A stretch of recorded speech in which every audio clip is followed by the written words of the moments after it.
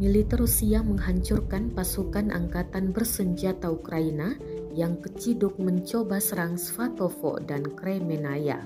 Rekaman detik-detik pasukan Zelensky di Libas ramai beredar di Telegram pada Minggu 16 Oktober 2022. Dalam keterangan unggahan disebutkan, unit Rusia sedang melakukan pengintaian darat dan udara aktif. Presiden Rusia Vladimir Putin menginstruksikan untuk menghancurkan nasionalis Ukraina yang terdeteksi yang mencoba berkumpul kembali untuk serangan ke arah Svatovo dan Kremenaya. Api dan kepulan asap akibat tembakan Rusia terekam UAV, termasuk mayat pasukan Ukraina yang bergelimpangan akibat serangan. Terima kasih sudah nonton. Jangan lupa like, subscribe, dan share ya.